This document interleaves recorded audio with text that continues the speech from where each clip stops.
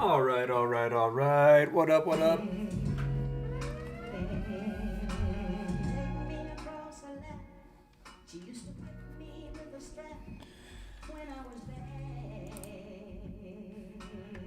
Hello, hello. How we doing, everybody?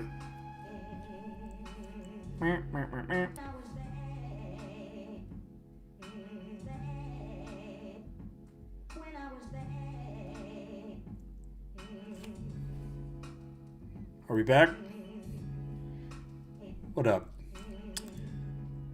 How we doing, guys? Hopefully you see me all right. Hey, Siri software, you know what's up, man. Whoever was in here asking about Stone's Throw yesterday, they got me on the vibe. I had to dig out all my good stuff. Anyway, hope you guys are doing well. I have very low expectations for the afternoon, it has to be said. I'm not expecting much, guys, I have to tell you. I am kind of resigned to the chop and grind. So give me a second here. We'll get our intraday positioning pulled up. I just got to run that. I was a little late. I've been quite busy on the day job front, so bear with me here a second while I get myself together. I tried tuning in for Jake's stream earlier, caught little bits and pieces of it there, so if you guys were there, you probably saw me on that stream. You guys will have to let me know. I think something changed with my mic, so I want to make sure. Can you guys actually hear me clearly, or is it too much other sound kind of coming in? It's one thing to have music, but I want to make sure I'm not like, you know, doing too much.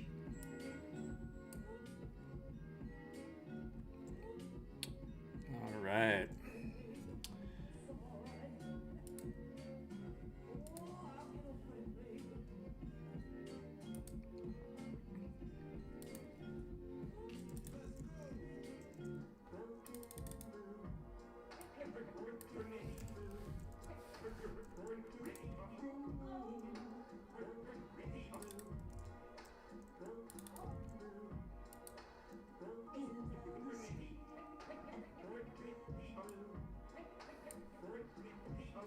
All right, guys. All right. Thank you for being here. I see a lot of the regulars. Jeff, Miggy, Home Depot Houseplant. That is a hilarious name because I get it. I bought quite a few of those in my time. Hellboy, Cole, Boartusk, Lambo, Vish, Rye Guy the Fly Guy, who is like always on vacation from what I see. Or wait, is that Rain? I'm trying to remember who I've seen on Instagram who's like always traveling. But regardless, I'm sure you are on vacation a lot. Because we're all profitable, right? Everybody vacations. Yeah, Panama. All right, I thought that was you. I was like, wait a minute.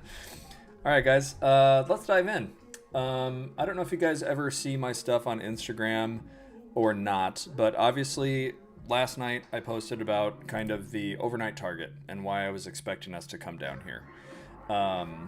And from there, basically we got the move, we gapped down, and my base case on the day was to essentially just sit in an options trade overnight. Took a couple overnight shorts on those Tradeify growth accounts we passed last week. And unfortunately, I don't really have, excuse me, any accounts to trade. I traded my funded seats already. Traded the TPT accounts this morning that we took that 100-point trade on last night, so we can cover the 100-point short I hit on those again today. I took those on my 50K evals as well on TPT, so like we're well on the way to passing all of the evals. I'm done with my kind of funded accounts. I am waiting on my live account with 10.4 to find a preferred platform for trading live there. So I haven't pulled the trigger on that account yet, but when I do, I will let you guys know. But yeah, TPT is kind of the hot account right now because, excuse me, they're cheap, 50% off. So if you guys want to be able to get those daily payouts, I know Jake lost a couple evals and then passed a bunch of them this morning, I think it was. So because that sale, I think, is only going to last for 7 days, maybe even less. I guess I don't know for sure. You want to be kind of quick on the trigger with that one.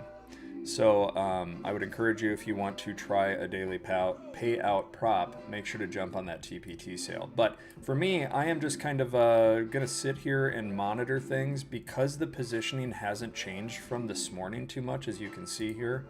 We'll drop the pre-market out. This intraday positioning is literally telling the exact same story as it was this morning. So pretty much everything now is just reinforced, right? We've got kind of our ceiling that's going to keep us boxed in here. And we've got this down here kind of saying futures are going to get bought as long as we don't get sold down too aggressively.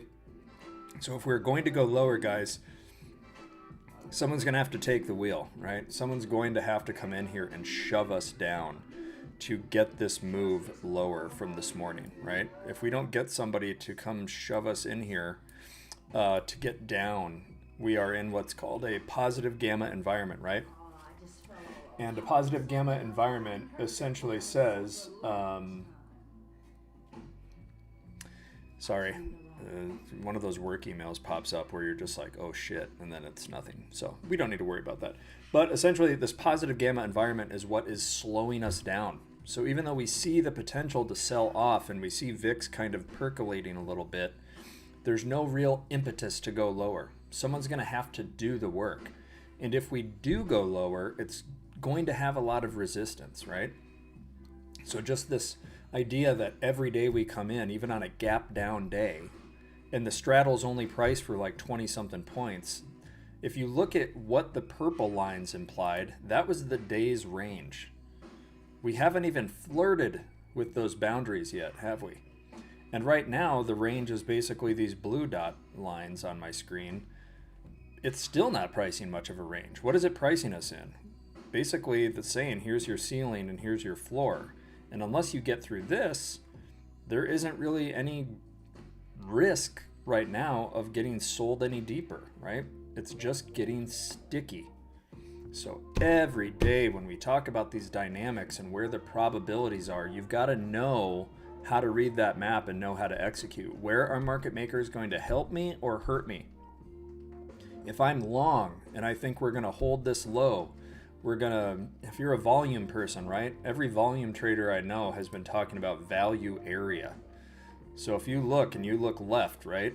Just very basically on like a time frame or a price action chart, anything down in here would technically be a discount, right? You want to buy low and you sell high. Somebody else said, I'm selling high and now I can come down here and I can buy low where things are fairly priced. It's not really bullish to be doing this, right? If somebody isn't stepping in and buying this up right now, what does that tell you, right? It tells you that it's kind of inherently weak. This is not something where it's like, oh, this is a really strong buy the dip moment in the market. And part of that is because of OPEX. Normally around an OPEX on a Friday, the lead up to it, the market is structured in such a way you get this like passive drift. You just kind of get drifted up to a spot, right? Things are inverted right now. All we've talked about is how everything was negative above us, so we should be able to explode higher, and positive below us, which is going to slow any selling. And we've pretty much seen that. Every sell has been slow, grindy kind of stuff. The floor opened up a little bit overnight, but again, we've hit this spot where we're just stalling out. And when we look lower, there's even bigger support waiting down there, right? So there's no real impetus for us to sell off, but there's no real impetus for us to get bid up either. If there were buyers, we'd be doing it by now. Everything is getting constricted. It's just getting tighter and tighter. The range is getting compacted, right? So we're not getting these big breakout moves. Even the shorts have been kind of shit, which is why today I executed my pre-market short, my morning short on MNQ. I would rather catch MNQ for 100 points when I know ES is only going to give me 10? If I can take advantage of that framework, why not, right? If I can get more volatility, but trade this map and just execute over there like we did yesterday on stream, it's just more advantageous. I can make more money trading MNQ on smaller risk, right?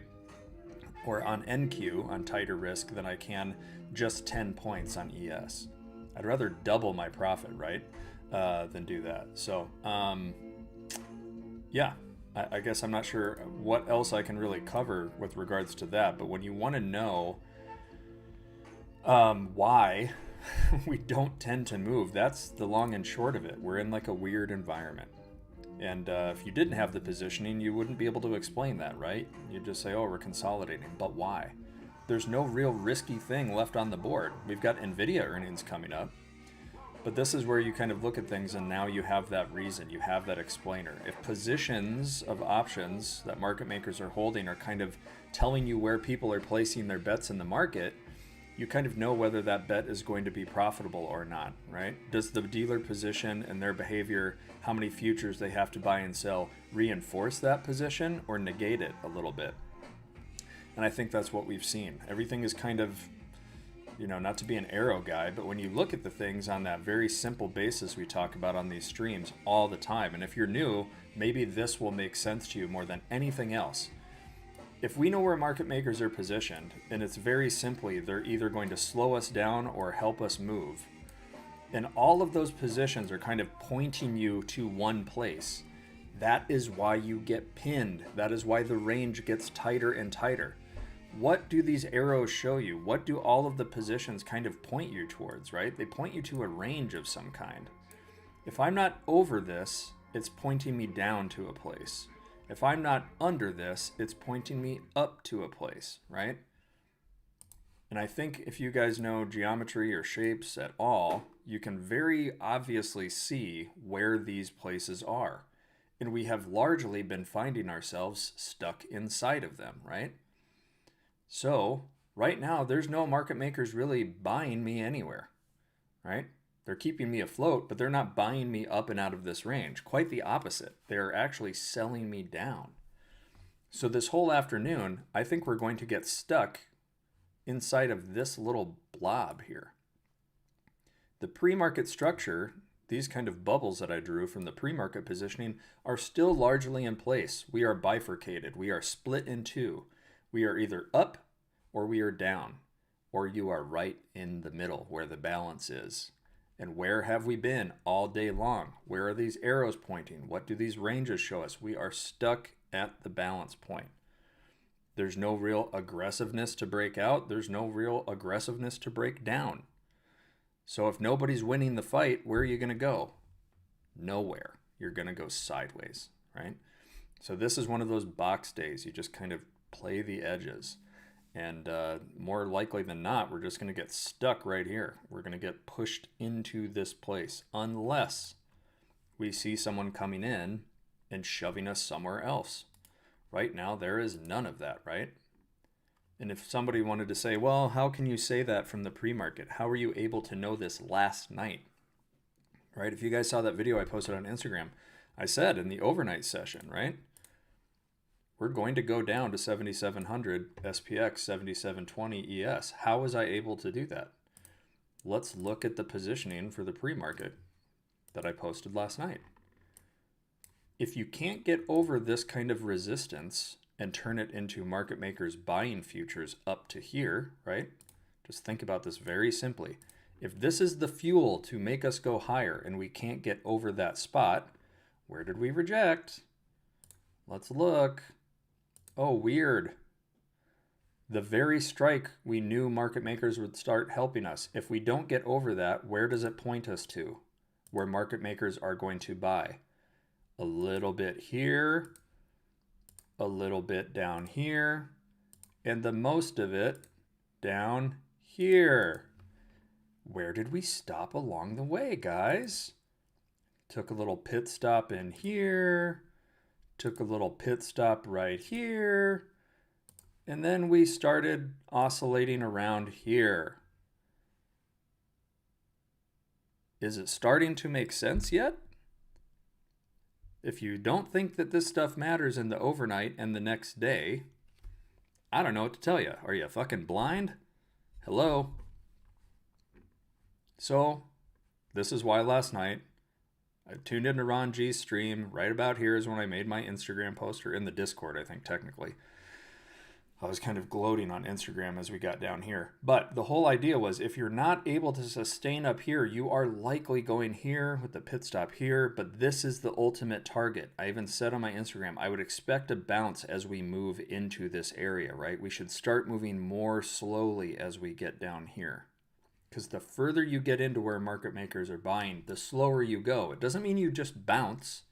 It just means you're going to get gummed up a little bit.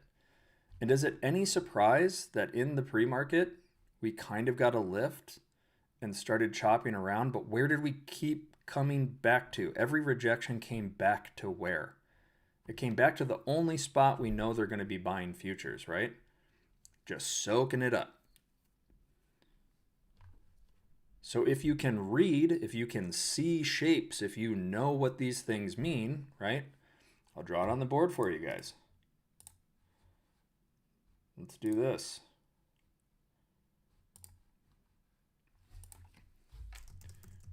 Green bars equal slow price down. Red bars equal speed price up. Right?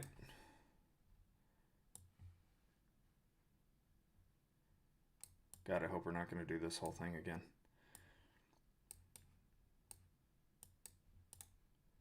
Thought I could make this better. Maybe, oh God, it's all happening. See what I get? This is what I get for trying to be helpful. Ay. Whatever. All right, anyway. So if I know where price is going to speed up and I know where it's going to slow me down, right? I start making bets. I start playing probabilities. If I can't get over the place that's going to speed me up to go higher until I slow down, I should probably short it until the place I know they're going to be waiting for me to slow me down and start buying. It's really that simple. If green means slow and red means go, based on what you see on my screen, where do you think we were likely to go? If there's no actual buying to support me right where we opened overnight, if any selling comes in because I can't get over the hump where they have to start buying futures, where am I going to go? Right? Pit stop 1, pit stop 2, ultimate pit stop 3. And if I don't have enough selling to get under that, where am I likely to stick around? In between the two places where they're going to slow me down. If I can't break out of that, I'm definitely not going to get up here, right? So now that the London session is out of the way, and now we're fully into the afternoon, what changed? Not anything, really. A couple of these spots kind of shifted, right? But the same thing is true. If I'm not over this, I'm not getting help. If I'm not over this, I'm not getting up here. If I'm not under this, I'm not getting sold down, right? Is it making sense yet? If you know where people have to buy or sell futures, then you can be patient and take the highest probability trades. So if you want to go long, where should you be targeting here? I'm going to buy dips into this area and I'm going to target this area. That could be a 4R trade if you bought this dip, right? You said, I don't think we sell from here. I think we reclaim it and maybe we test higher. Great. There's your R to R trade. You know exactly what it is, but you also know that if you can't sit over this price, you're just coming right back down here. So, if you guys have questions on this, hopefully that clears it up. Green bars, slow price down either direction. Red bars, if you move through them, speed price up either direction, right? If you move through a red bar to the upside, it's going to help you go higher. Market makers have to buy futures. But if there's a green bar above you, market makers are going to slow you down. They're going to sell them. But if green bars are below you, as you fall, they're going to buy and they're going to try to slow you down going lower, right? So where are our areas of opportunity?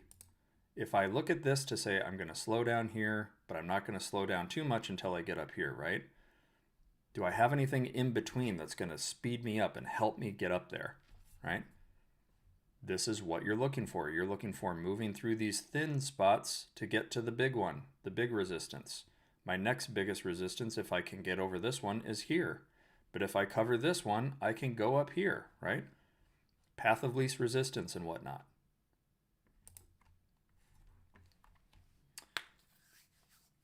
With your overnight trade, does it influence your thinking if we're positive or negative regime? Yeah, absolutely. You got to take it all into account, right?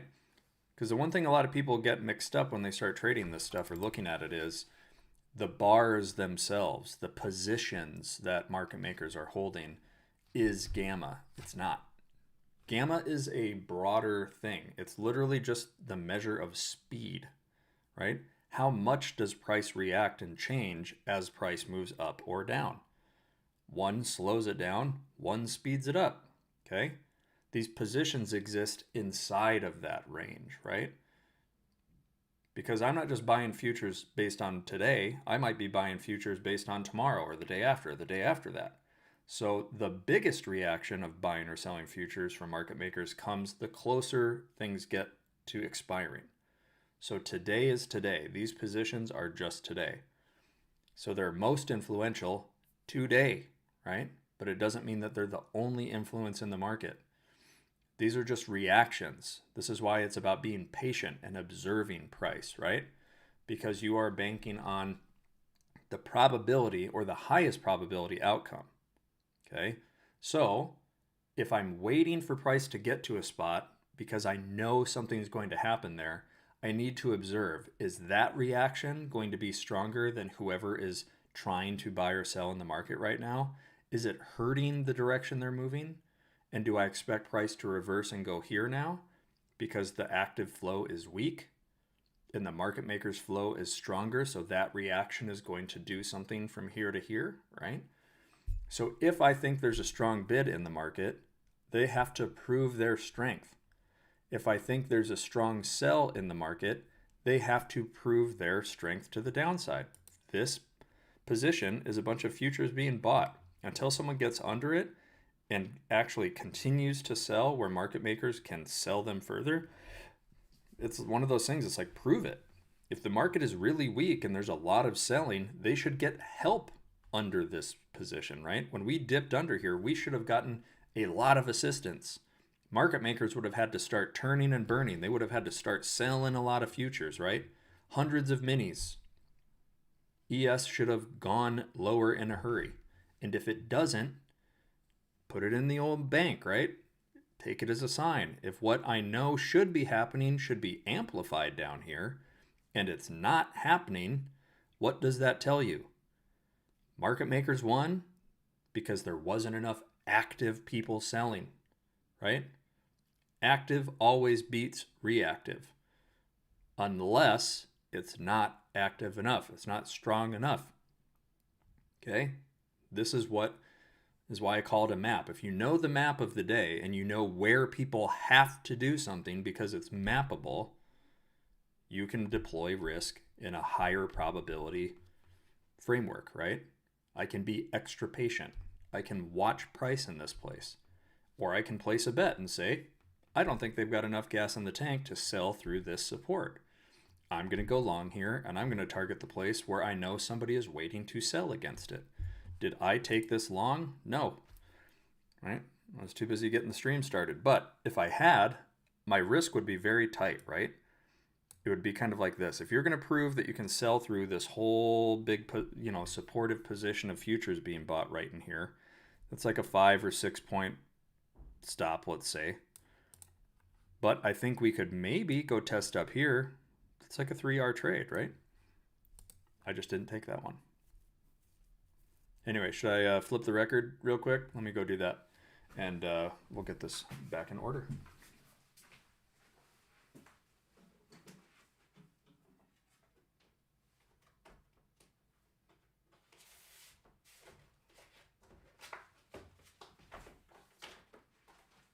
I will speak to this quickly, just so you guys know. No poll today. We're just going to spin this one. J Dilla, Donuts here. If you don't know who this is, you should really get out more. But this is like a pioneer in the beat scene. So all of your favorite rappers, all of your favorite producers ape literally everything they do off of this guy, who unfortunately passed away years ago. But this is from the Stones Throw label. So if you want to become familiar with the GOAT, if you know anything about MF Doom, you've probably heard a bunch of his beats, all derived from J Dilla. Cannot go wrong with J Dilla. So we're going to throw the other half of this record on and spin that through the rest of the stream.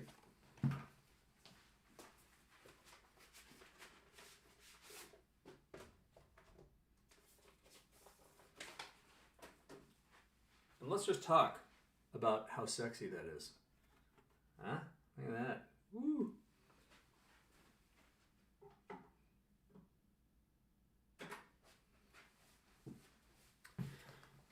All right, here we go. Also, if you guys were on Jake's stream, I hope you heard my AI R&B song for NQ that I made for him. I don't know if he played that one, but it was chef's kiss. I have a soft spot for AI slop songs that I've generated for Jake or anybody on the stream. We actually have a little theme song I haven't played in a while before the stream starts, but they're not too bad. Oh, he actually played it on air? Because I made two. There was like a rap song, and then there was the actual like R&B one, and they were both like 90s corny, so...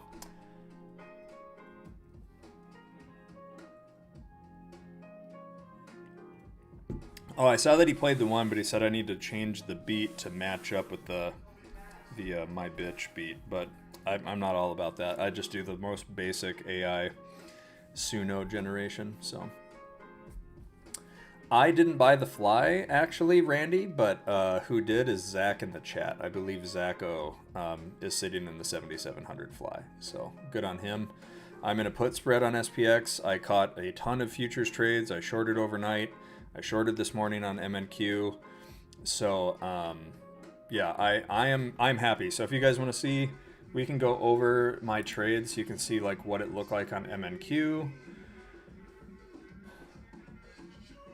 but I don't know what was informative, but oh, okay. Yeah, so this is the intraday positioning, guys. This is kind of how I would trade this. I didn't have time to take it at the start of the stream. I probably should have just thrown it on for you. But the idea here is that we're just going to range between this little kind of high and low area. So the same trade that told me like where we were going to slow down and go to find some kind of a support in the overnight session, why I targeted 7720 ES overnight, is the same reason about why I think we're holding today, why I think we're pretty much chopping around that price. If you guys want to see like my pre-market plan video, maybe I'll share that on YouTube or something later. Pre-market plan video pretty much said this. We have a potential to like gap, hold, and go. Like there's this big range above us coming in on the day, but my thinking is pretty much that we're seeing what we see right now, which is we are legitimately just going to chop around this key balance on the day, right? Everything says if you can't go higher today, you're kind of restricted, right? But you're probably going to stick around the biggest thing coming in on the day. And if you sell, if there's enough volatility to get like under right here, the 76.95, then maybe you head down this direction to the next biggest kind of magnet area, right? But we didn't get that. Overnight, we literally did this thing, right? We kind of got a little stop here. We lost that and kind of bounced and hung around here, came back and rejected, and then we came back down to where, right? Back to the strongest support. And we haven't really lost it. It's been doing what you would expect it to do. We know there's a bunch of market makers who have to buy futures. They're supporting this, right? Every time someone dips in there, they're going, I got more to buy than you got to sell. So until someone shows up and can change that, right? If you can't do that, if you can't force your way through that support, what are you going to do? You're going to bounce and range and chop.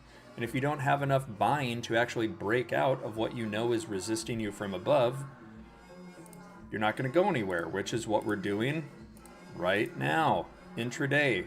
What change in the positioning did we see from overnight? Now, this is kind of saying, I'm going to point you here. If you can't get over this, I'm going to point you back down here, right?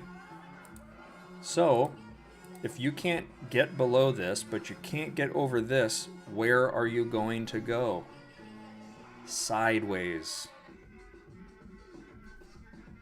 Right?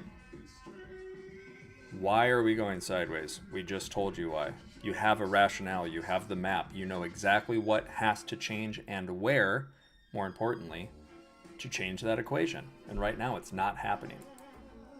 I'm fully expecting us to go absolutely nowhere. I feel like we are just going to pin 77.20 all afternoon. So if you're like a scalper, what you could be doing right now, truly, on like a much smaller time frame, if we can really like drill in here, if you are more into this kind of how can I trade this, you could be trading, I'm guessing, you could be taking like 2 minis, right? And just say, I'm going to short here and I'm going to exit here. Short here and exit here. Take those 5-point rips, you know what I mean? And go from there. So as much as I would love to do that, I don't have an account to actually trade right now. Everything is either a consistency rule limit on an eval or a funded account that I've locked out of for the day. So that's it. Haley, here's the thing about that. I get this a lot. I'm not saying I get told I'm smart a lot. I get this sentiment that like people don't think that they can know this stuff. I'm just a guy, guys. Before I took the mastermind with Jake, I was literally the world's biggest signal chaser. At one point, the whole thing that started my trading journey was like chasing AMC and GME and all that stuff, right? And I got my wins from that. I turned like a few $100 into $10,000 or whatever it was. And I was like, oh my God, there's people on Twitter who are like talking about options and, oh, I can take this. I started signal chasing, not realizing I was getting pumped and dumped on by a bunch of like teenagers probably.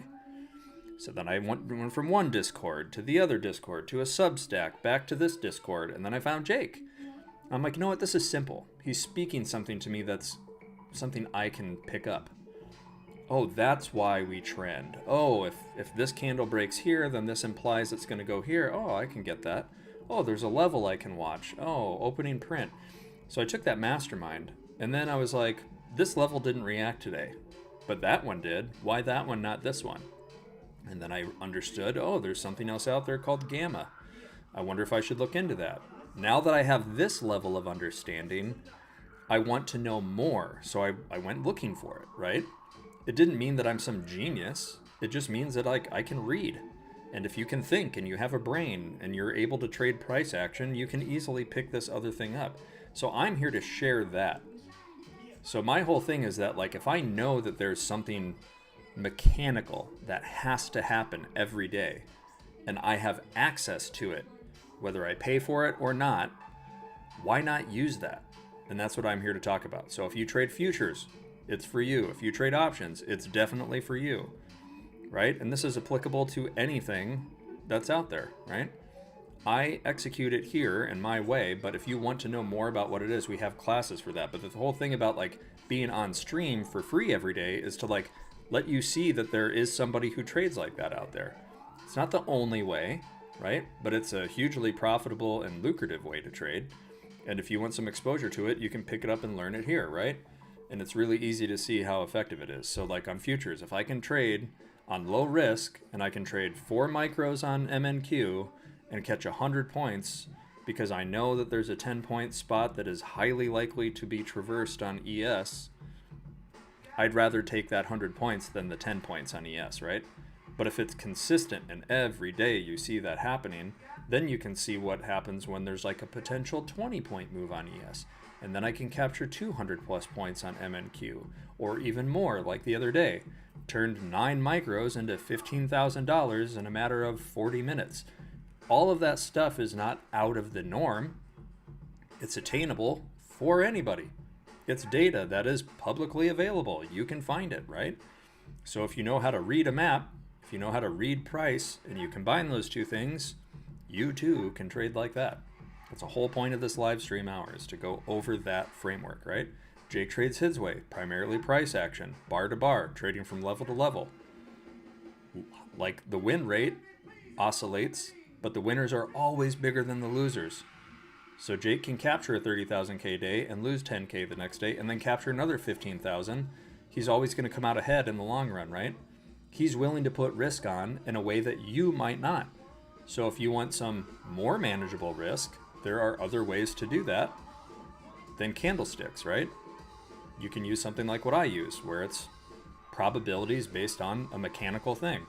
If someone has to buy futures, I want to know where they have to buy. And if they are buying more futures than other people are selling, and I'm placing my bet on that, I have a higher probability outcome of going from this place to this place, right? What we just talked about on the stream right now. We are stuck in a range. So if we're not going to sell under here and we're not going to buy over here, but I can capture something in this range, I have pretty well defined risk to reward that tells me at best I'm looking at like a 4-hour trade. If I expand my risk a little bit and say I'm going to give it at least this much, now I've got a little less of a risk to reward factor, right? But I'm taking my shot. Maybe we actually come and break out and we test this somehow. The probabilities are lower for that. But if I'm only targeting here to start, I know exactly what I'm going to have to watch for to know that I can move beyond that place, right?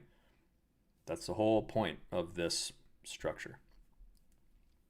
Anyway. Let's see. Joined the waiting list, got an error message. Is that normal? It's not normal. And I think you're talking about the group class. I'll have to go look at that. It should, yeah, there should be no issue there. So if you got an error, just send me a message on Instagram with a screenshot of what it said, and I'll get it sorted. But my apologies there. What's up, Adam? Chop City here unless something changes. Yeah, that's my base case, guys. Like, I have zero expectations for this afternoon. I wish I could be all excited and tell you I think we're going to go somewhere. I'm not going to lie to you. I really, really, really don't see that coming. I see almost nothing coming. I don't really believe in this long. That's why I didn't take it. Could I see the potential for it? Sure. Do I see more grindy chop, the slowest possible long in history? I see that looking way more likely than anything else. So I didn't really want to take this long because I saw the risk for lower, but I also didn't want to take the short because I didn't believe we actually had it in us. I think this is what we're going to expect. So just like yesterday when we took kind of the short on stream around this time where we caught that 100 points on MNQ, that particular position was more conducive, right? It was more probable yesterday at this time to take that short than the structure shows today.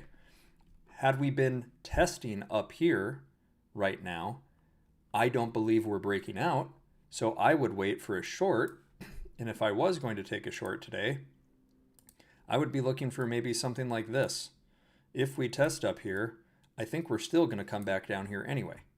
So I would be more likely to short this range because the potential for it really going downhill, if this support goes away in the afternoon, tells me this will be really magnetic and supportive. So I could potentially fall all that way. That is more attractive to me from a higher position and structure than it is from shorting right now, right? Because I'm shorting into like the strongest resistance I know. So I would rather at a minimum catch a short like this, which is like a 3R trade, than try to short this into the hole and just get chopped to death and maybe stopped out. I would rather wait for a short up here that's going to just take me back down here anyway. And the runner is what gives me the bonus if we somehow sell through that support, right? Or we reject under here and I'm taking a short like this, looking for this. It's got to prove it to me. I know what I'm waiting for. I know who has to do what and where. So unless we're under this, I just know they're going to keep on buying. And until we're under it and somebody tells me I have to sell all through this range, right? I'm just not interested. Because again, if I'm not under this, I'm probably just coming right back to here anyway. Unless you're under it, you're over it. So where does it point you to, right? And there's a whole other dynamic about why these green bars, the bigger they are, tend to be really magnetic, okay, into the afternoon. Oh shit, I gotta flip the record. What's up, Lomeli? Hey guys, just a heads up, Lomeli is traveling. So his session today, that's normally after me, I don't believe he's gonna be available. And that's fine. Guy needs a vacation. He's on vacation. Let him have an afternoon. But we'll go a little bit longer today. I do have a hard out this afternoon. I've got a meeting I'm leading. So I'll stick around a little bit longer. And we'll cover a few more things. But yeah, if you guys have additional questions on anything Lomeli normally covers, I won't be able to help you there. I don't know any of the ICT concepts he trades, but we will continue to cover what we're covering here this afternoon, and stick around a little bit longer than normal. And then Lomeli should be back, I believe, tomorrow at his normally scheduled time. So let me flip the record, and we will be right back.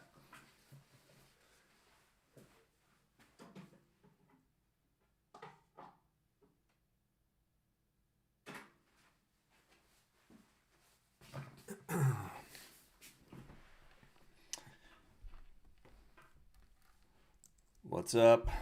My favorite lawyer just joined the chat. Happy to have you, my friend. Thank you for joining.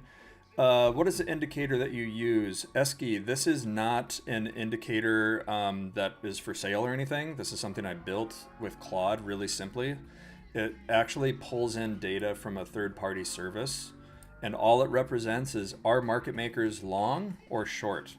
And how long or short are they? And what that correlates to is what the bars mean.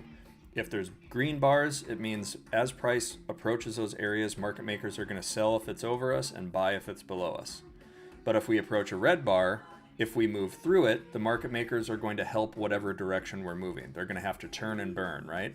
So if we sold through this red bar down here, that's a lot of futures market makers have to sell until we reach a spot where we know they're going to buy, right? That's all it boils down to. Are market makers helping me or hurting me? Are they buying with me or selling against me? Are they selling with me or buying against me, and vice versa? So, Zantana, I passed, but it's a 3-day eval. So even though we hit the 50% consistency yesterday, and then I hit 50% again today, yeah, I have to wait until the, whatever day that is to actually pass to the funded. But we're where we need to be. I think the last I looked, if I have Tradeovate open, let me get logged back in. The 50Ks are ready to go. The 325Ks are sitting at 26,480, 490, and 26,501. So I'm like right where I need to be. That is a weird thing about copy trading too. I know you guys saw it yesterday. Like I exited, but there were still contracts open on one of the 3 accounts.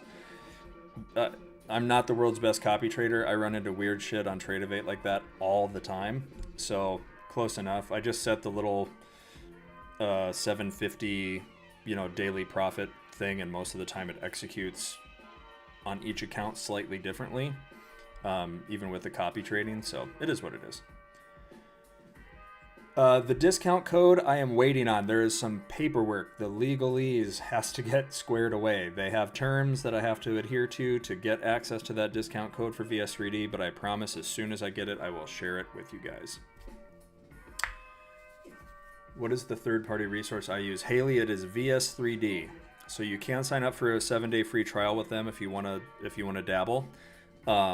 It's my preferred tool, but the one thing I would tell you is if you want to start using Gamma, even very basically, there is a benefit to using like naive Gamma, right? So it's not as detailed. The way that I would tell it to you is like anything is better than nothing, right?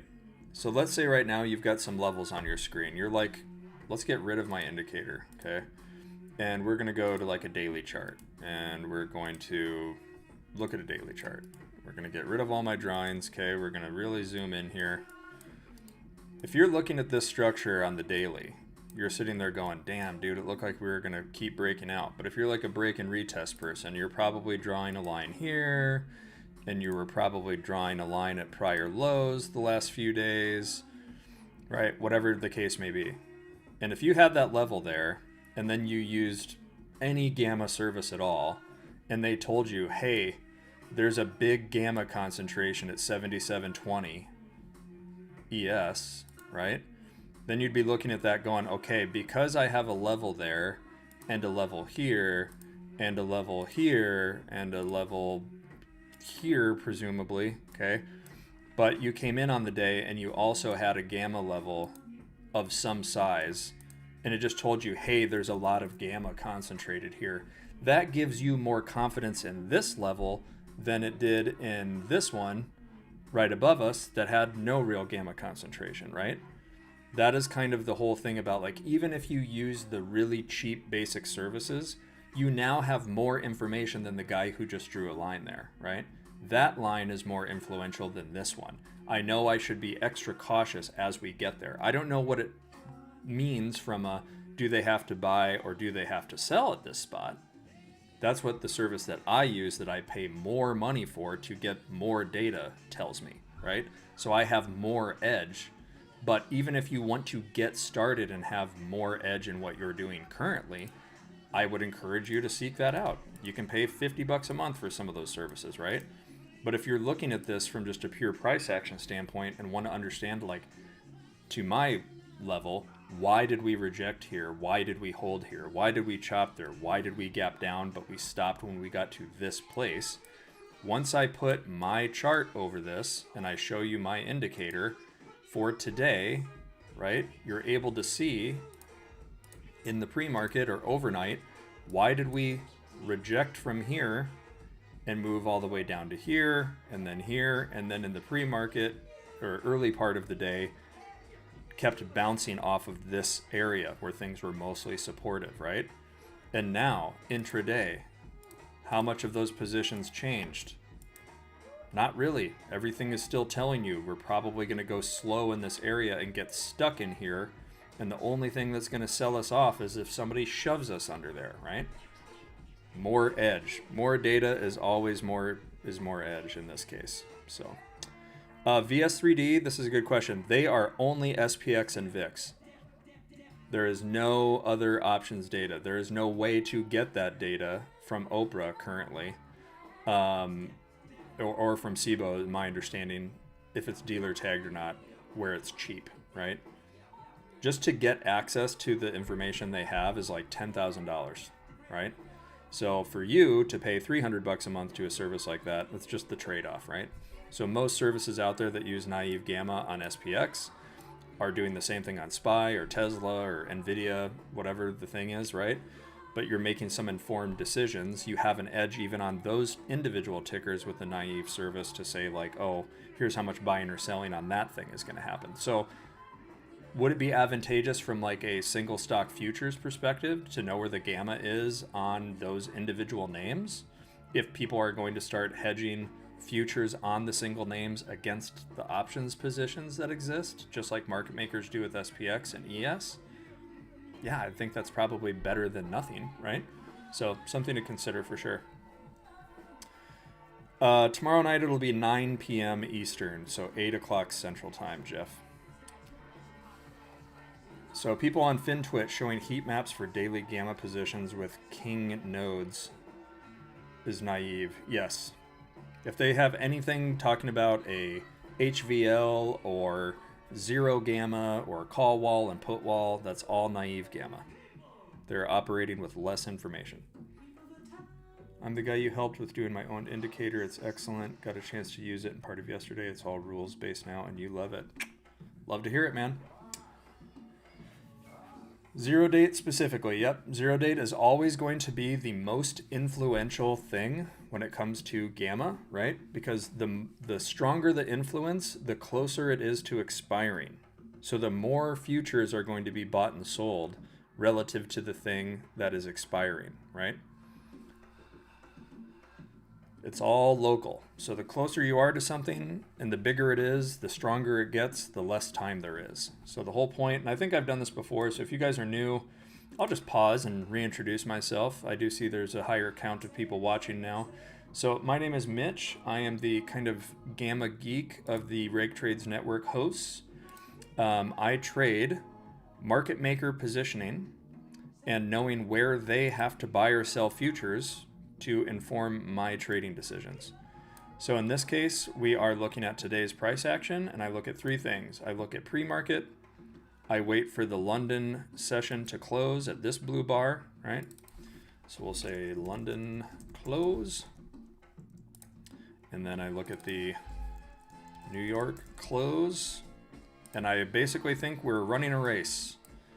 So if I know where market makers have to buy or sell futures based on how much time is left in the day, I know how much or how influential that position will be, where to watch for selling, where to watch for buying, and I can make some really high probability bets on where price is likely to go and where I want to put my risk on if those things come true. So we are running a race. We started the day here. We lost about 3/4 of the people in the race at this blue line. When London closes, a bunch of people got out of the market for the day. So now there's less of us participating, and we know that there's a finish line. Are we going to finish up here? Are we going to finish here? Are we going to finish down here? And if I know what is going to happen at those places, and if they're going to buy or sell a bunch of futures as we get to those places with price, I can place my bet. Are we likelier to sell off? Are we likelier to chop, or are we likelier to make a move higher just to finish right back down to where we are, right? I can put trades on that represent that. So if I thought that we're not going to go any lower, but we're actually going to chop and maybe break out, then I would put a trade on like this and said, I'm going to let price come down in here, and I think we're going to go test up in here. It's like a 2R trade. Is that one I'm interested in? No. Do I think I'm going to short this? And I'm going to sell off today? Maybe. But I would rather wait for price to actually break under this and then target something like that, right? But until we're under that, we're over it. So I have no interest in shorting from right here, okay? I would rather see us actually get under this bar and then fail to reclaim it, the old break and retest idea. But now I have something that's informing me we are less likely to continue back higher if we can't get over this spot, because now I know market makers are selling if I try to test into this, right? And then I know that if we get some selling, every red bar I see is going to speed me up the lower I go. So every bar I move into, the more selling we get, the more futures market makers, here's the key word, have to sell. If I know they have to do something, I want to trade on to take advantage of that. But until price even gets down here, they don't have to sell anything, right? It's a whole ethos here. It's very simple.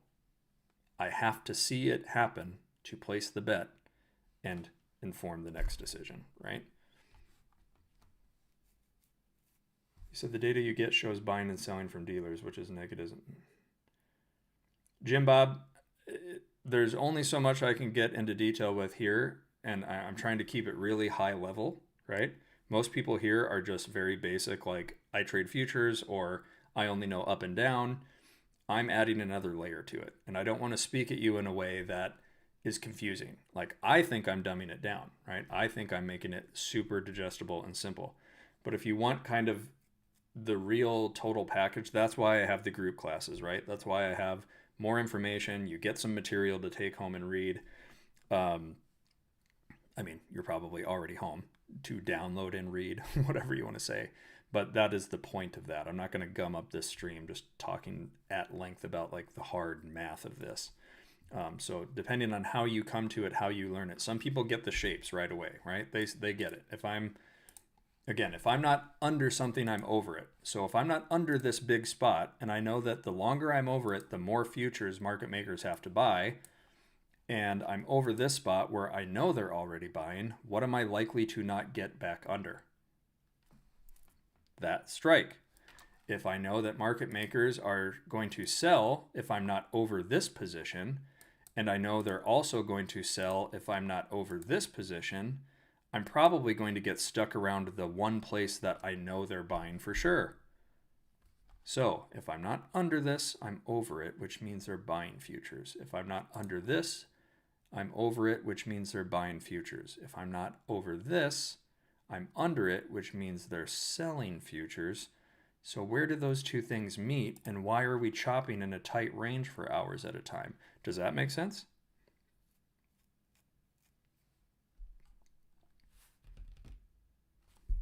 I mean, you guys tell me, right? I'm trying to make sense. I'm trying to keep it simple. If I'm not keeping it simple, let me know. That's on me. But it's basically, are market makers buying to help me, or are they selling to help me? Are they selling to hurt me? Are they buying to hurt me? Depending on what direction I think price is going to go. If you know what they're doing and where they're doing it, it tells you, am I looking at a bad trade or a good trade?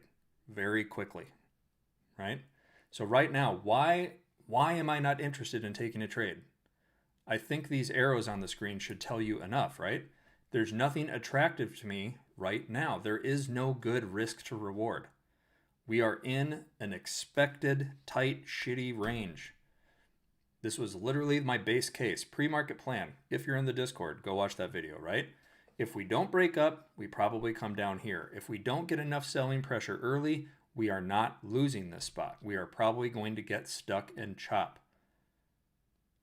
We literally have done nothing but stuck and chop around where, right? If I drew a line, and you guys want to know what the term mean reversion means?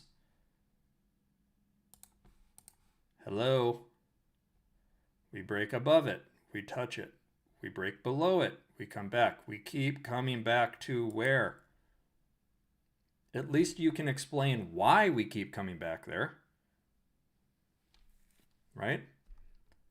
If they're buying here, and they're buying here and here and here, unless I'm under it, it's reinforcing you back to a place. Balance, mean reversion.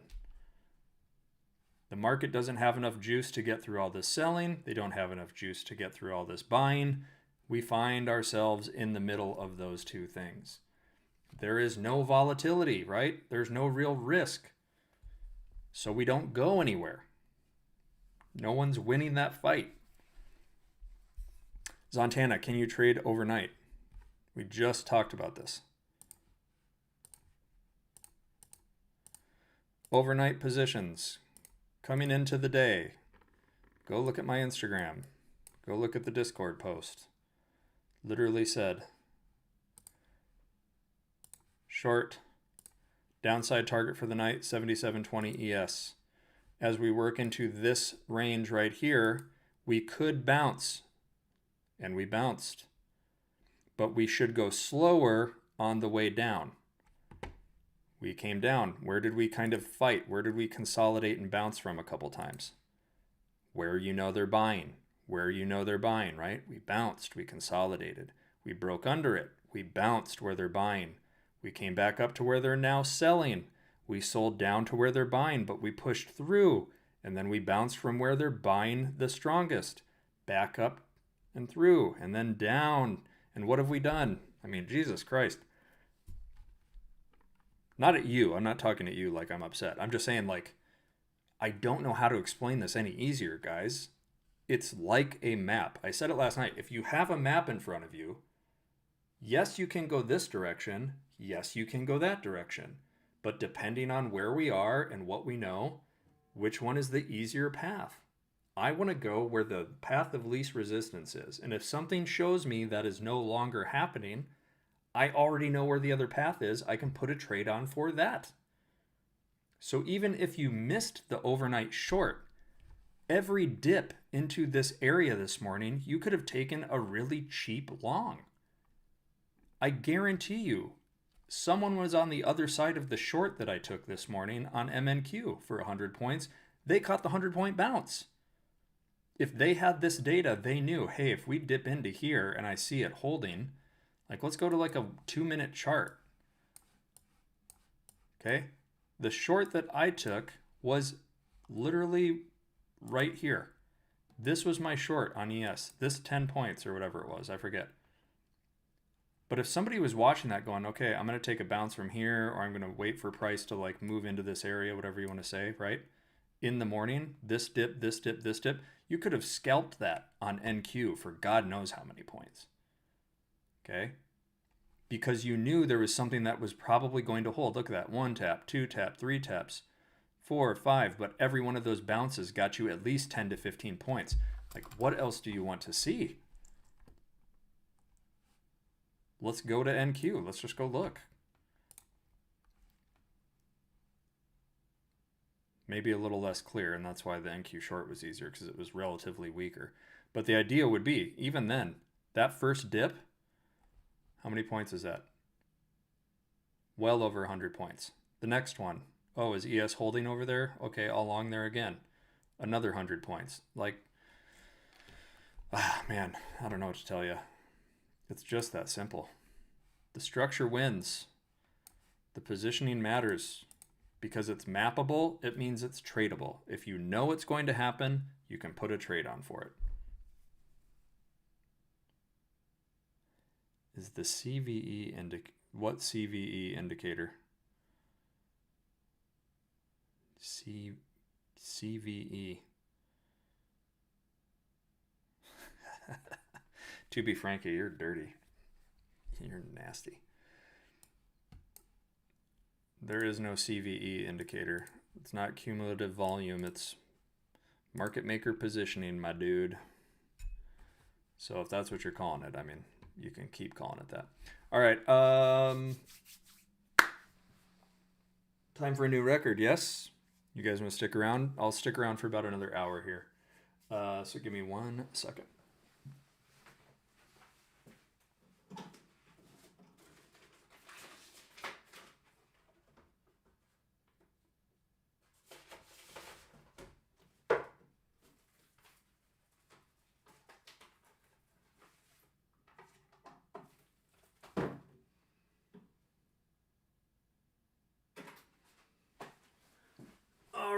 And we're back.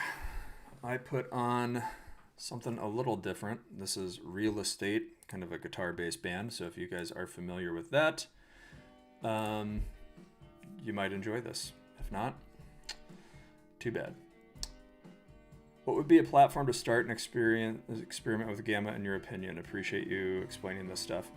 Matei, I would tell you, I'm trying to do this without sounding salesy. So when I first started, I used a naive Gamma service, right? If you're someone who's already trading levels, volume profile, maybe even ICT, right? A lot of your concepts are all based on the same thing. You just don't know it yet, right? If you're an ICT trader and you have a fair value gap, it's literally a low volume node on a volume profile, right? But everything when you're doing that is using past information to make a future decision.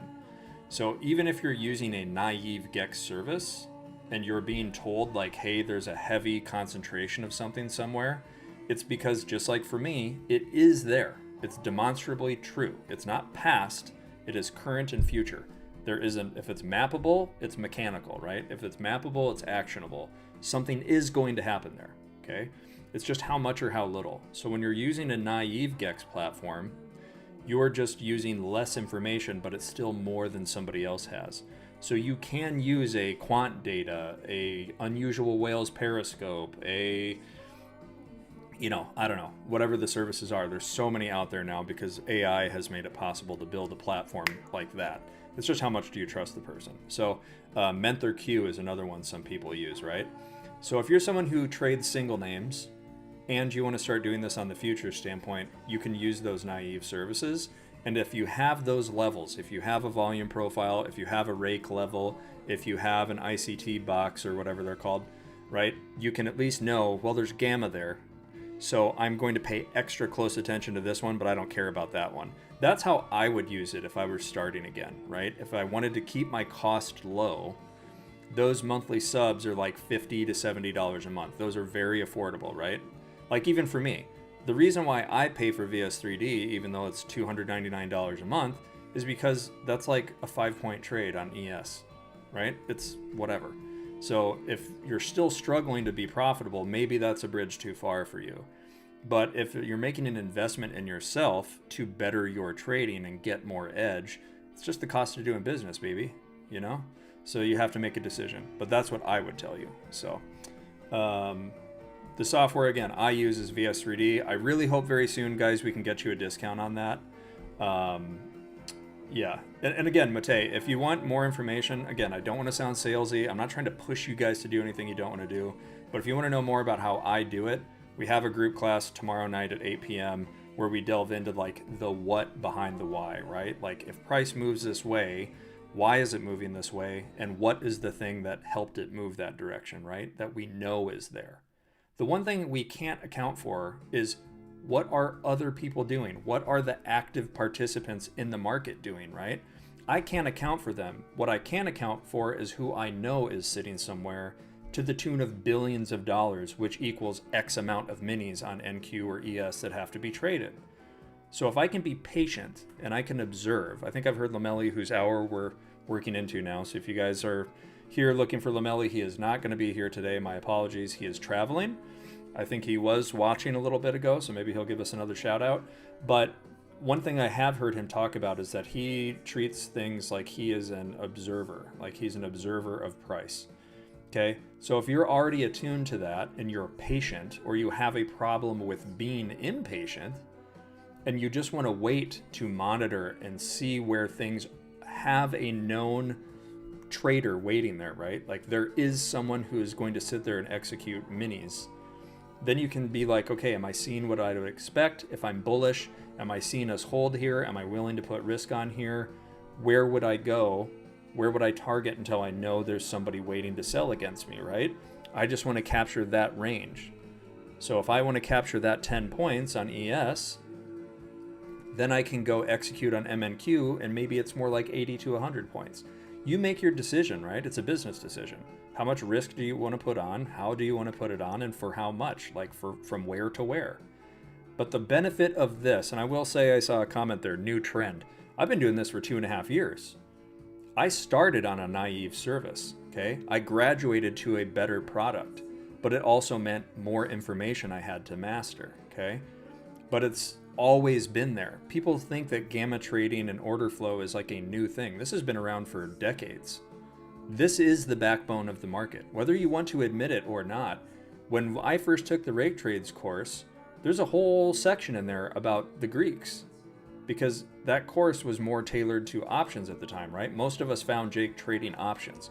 Prop firms were still kind of in their infancy, right? Now prop firms are more widespread. It's a better value proposition for new traders, right? Limited risk, way bigger reward. But it was always there. It's always been there. You just never chose to get into it because you thought it was too hard. If you have a brain, you have the capacity to learn it. It takes no time at all. So I would just say, if you think it's too hard, I challenge you to go join that Gamma group class tomorrow night, and I think we'll make it very easy for you, and at least give you a framework of understanding. Whether you choose to use it again or not is up to you. But I do think it kind of takes a lot of the confusion away from what is Gamma, what is order flow, right? So anyway, yeah, I wouldn't call that a new trend at all. Having these mastermind positions or market maker positions on my charts reduce my trade count drastically from 8 a day to 3 or less. Yeah, Zach, I'm proud of you, dude. I mean, that is the thing. If you have a problem with over trading, this system will teach you how to be very patient. That is like the one thing, I know I just kind of said it, right?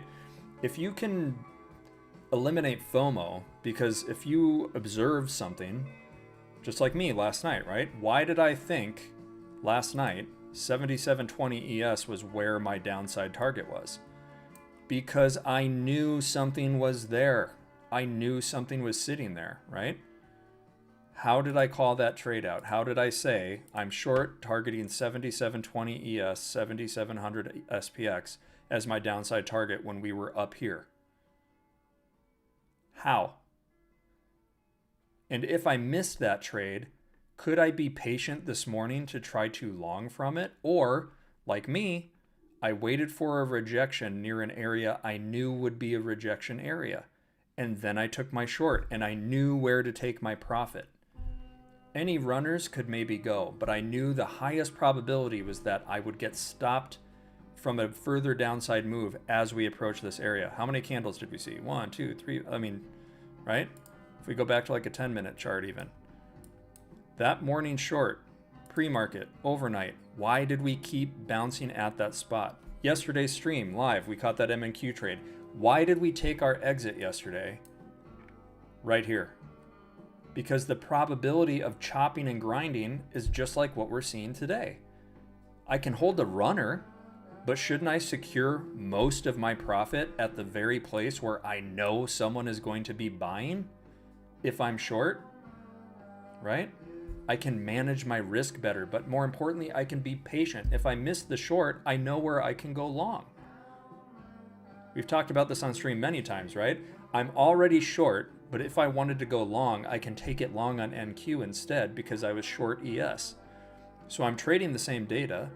I can benefit from holding my runner just in case the buying doesn't hold up or the selling gets stronger. But if I want to catch the other side of it, I have a place I can do it, right? It's very straightforward, guys. High probability setups based on data. That is the whole thing I'm talking about here. If it's mappable, it's hard, cold fact that it is mechanical for somebody. If you know market makers are going to be buyers at a spot, and then you know what turns them into sellers, isn't that an advantage? So if you know that's happening and you can see it, it means you can trade it. Anybody else that's drawing imaginary boxes is guessing at something. They're trying to read something that happened before to inform what might happen next. You at least know one provable thing, that because something is there, somebody is for sure trading it. And you know what the highest probability direction of that trade is going to result in. It's a huge advantage. So, yep. Anyway, guys, if you have questions, I'm happy to answer some questions. It doesn't have to be market maker stuff. It can be trading in general, psychology, what have you, right? But if you want to know like why I came to this, it was that idea of I wasn't satisfied before of having success, but then also having those days of like, why did it make a level to level move? Why was today so easy, right? Why did today we moved so far so fast, but the next day we went absolutely nowhere? I wasn't satisfied with not having an answer to those questions. So I started seeking out reasons why. And I wasn't satisfied with one because it was backward looking. I want to know if there is something that's provable and true and fact-based, data-driven, what is it? And then if I didn't understand it, I challenged myself until I did understand what it was.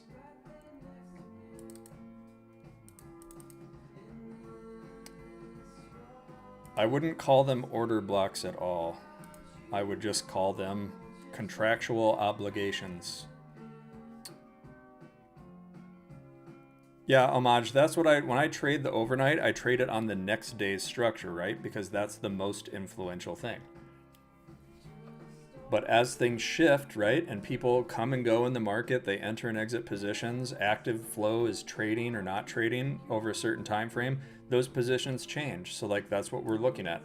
I tend to kind of adhere to the idea that what was biggest coming into the day, this pre-market structure from the overnight, can you argue with that? Where did we slow down and bounce from a couple times on the way down? The first spot we would encounter some buying. Where did we do it again? The next spot we would encounter some market makers buying. Where is the biggest spot we would expect that reaction from? What got the biggest bounce? The biggest spot they were going to be buying. So as time has gone on today, even though the positions have changed, right? We just went from the intraday positions to the pre-market ones again. What has changed? Where are we bouncing around and sticking to? The biggest spot coming in on the day. So unless someone can shove us way further away either direction, we're just going to stick there. Matei, yeah, they're all recorded. Yeah, I know. I just work with a guy from Germany. It was like 10 p.m. his time and 3 p.m. for me on Sunday. So I totally get that. But that's why we record them and send them out. So gamma is just a rate of change. How does price react to directional moves? That is all gamma is, guys. Rate of change. Yep, no problem, Mate. I would just take a minute to shout out, guys. I know that I mentioned it before, but if you are late to the stream here, Lomeli is normally on at this time talking his ICT game. He is traveling today, so you just are stuck with me for a little bit longer. I will probably be on here for about another 45 minutes or so at least. Before I duck out, I have some work stuff I have to lead on a different live stream. More like a WebEx kind of thing, but you get the idea. So I won't be able to go until like 2 o'clock or anything, but I think another 45 minutes or so I will be around. I'm happy to answer your questions. If you guys are just tuning in, thank you for joining. Number one, my name is Mitch. I am the kind of first hour afternoon host normally, and I use what's called Gamma in my trading to inform me on deploying my risk. We just kind of went over that a little bit. Why I was short in the overnight, why I swung some puts on SPX, why I went short at the open off that first rejection, why I'm not in anything right now is largely predicated on that same idea. So if you have questions on that, feel free to ask. Otherwise, I am doing a group class tomorrow night. I'll shout out a couple last times here where we go over this, and we'll send you the recording and then get you some material. So if you want to learn more about Gamma in a little bit more in-depth way than what we cover for free on stream here every day, that is the purpose of that class. But I will just shout out really quickly again, Jake traded them this morning. We traded them on stream live yesterday to get the first day of the evals passed. Today we hit the other 50% consistency in the morning session before I streamed. TPT, Take Profit Trader, where you can get daily payouts, is doing a huge 50% off sale, and they have recently changed the eval minimum days to pass from 5 to 3. So if that is something you're interested in doing, I would definitely take advantage. I got 2 of the 50K accounts and 3 of the 25Ks that I was copy trading to take advantage of. So I would certainly pursue that. I think Lucid also has a deal on their daily accounts if you don't want to do TPT. Theirs are like 40% off. And then Tradeify, I think, has some 40% off deals. I'm not 100% on which one of those accounts that's specific to, or if it's all accounts. But I would check any of those guys out. And then also, I did get moved live with them, but 10-4 is a newer prop. They actually have a $2,500 drawdown on their 50Ks, which that extra drawdown can really assist some of you newer traders and have very favorable rules to pay out. So that is another one I would consider entertaining if you guys are wanting to find a prop to trade with. So I will shout them out just based on the fact that they are supporters of our channel. We're able to do this largely on the back of those guys helping support us. So if you can support the channel by liking and subscribing, that's enough. But if you do have a prop you want to get in with, make sure to use code RAKE and get those best discounts. But I am happy that we are basically going to pass and get funded tomorrow on those 25K and 50Ks on TPT. And moving forward on stream, I will be trading those live like I do anything else, and make sure to do that. The question about why didn't I do 550Ks, I just wanted to try the smaller ones and just show that on stream you can trade with micros. I know a lot of people on here see me trade minis, and I'll trade like 2 or 3 minis on ES or NQ, or Jake will take like 10 NQ, minis on his TPT account on his 150K. And it's like, well, how can I trade like that guy? If you can't see somebody trading your size, you probably don't think it's possible. So I'm happy on stream. I don't normally trade this late in the afternoon if I can help it, right? I am happy to take trades on stream here to show you that it is possible on smaller size. So if you can only afford a 25K account, regardless of who it's from, here's how you can manage your risk tightly with this system, at least, and have those extreme outcomes, right? If I'm only risking 125 bucks of risk on a micro trade on NQ, or sorry, on MNQ, but I can easily make 750 bucks and get that 50% consistency rule, for example, it's a 100-point trade. Some of you guys have probably never even hit a 50-point trade on MNQ, right? Depending on what your risk is. So this is all to show you guys that this is possible. There's nothing special about me. I am just a guy. I have a full-time job. I have a wife and kids. I am able to do this. Trading is a huge vessel for me. So I think I saw a clip the other day. I just want to mention. I see Ron's in the chat, so thanks for being here, buddy. Ron actually had a clip going around the other day about like trading is hard to give up. I can attest to that. Once you find an edge in something or something you're passionate about or something you're good at, it's the only reason I found Gamma, right? I was already having success. I turned $5,000 into like $250,000 in less than 3 months. Like it was just going for me. I took the mastermind. Literally within a month, I had hit a $60,000 trade on my funded futures at the time. I didn't know anything about anything. Like that was just kind of more dumb luck. I was like, oh, 7 minis is too many. I had no idea what that actually meant, right? But when I went back to options and I was like, I've got $5,000 in my account. I want to see what this SPX is all about. Just using the mastermind program, I was able to turn that into 6 figures in just a couple of months, right? And then I was like, but why this day but not that day? Why did this work so well here, but I only got X amount of money this day because we only moved 20 points instead of 50? Like, I just needed that answer.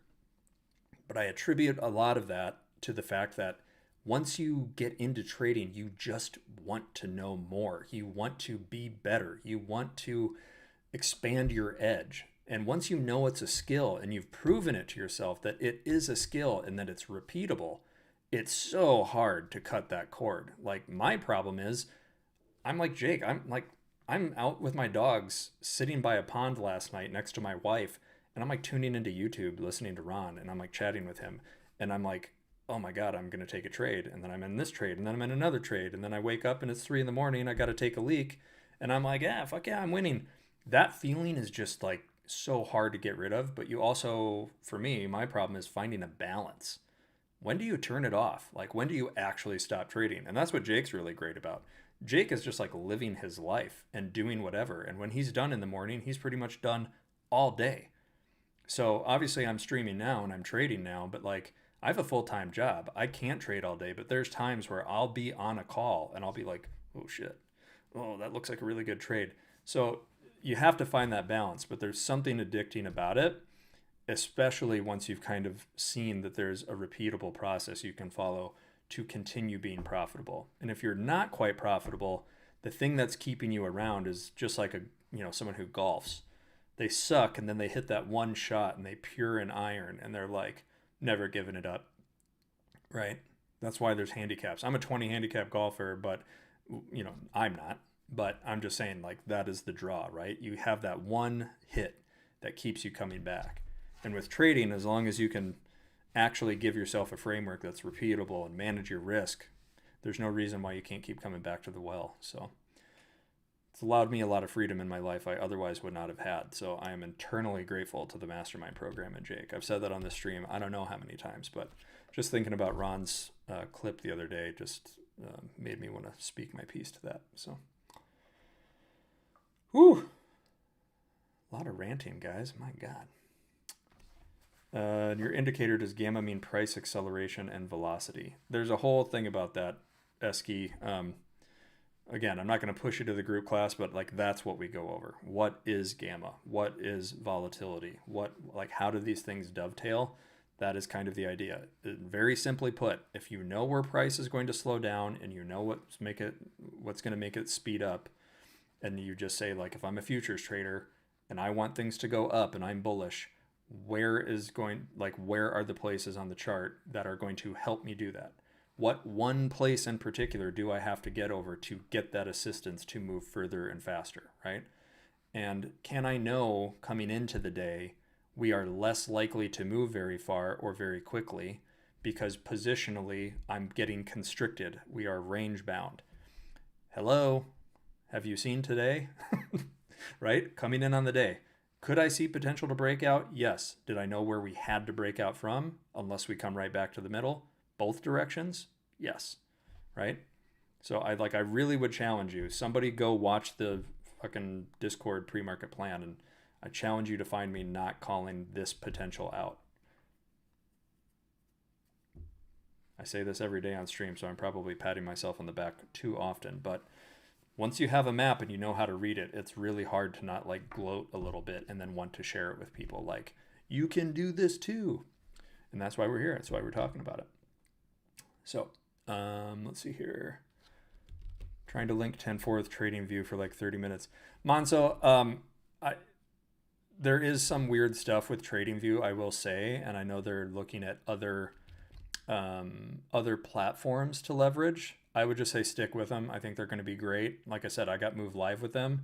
I purposely am waiting for this other platform to get onboarded with 10-4 before I start trading my live account with them, because I just want to see what else is out there. But I can tell you, if you're having a problem on the technical side, open a support ticket, not just with them, but any platform you're having problems with, open the support ticket. Like, they will get you sorted.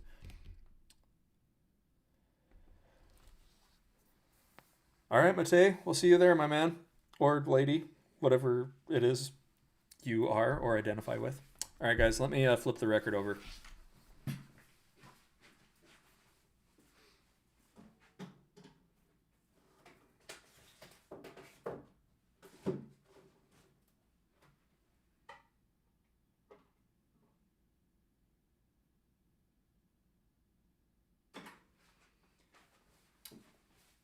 Actually, guys, you know what? Yesterday was so good on the vibes. We're going to bring back the Doobie Brothers. We're going to do some fucking yacht rock up in here. Are we ready? Can I get some excitement in the chat for the yacht rock? 2 days in a row. Let's go. Who doesn't love Michael McDonald? I'm officially Unk. I'm embracing the Unk energy. Can you feel the Unk energy?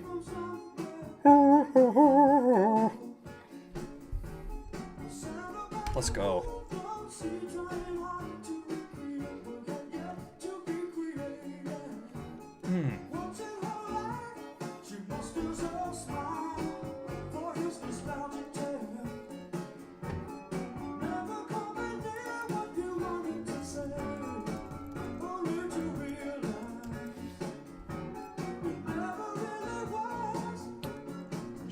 I'm not even going to try to hit that high note. I was so close to trying to do that, guys.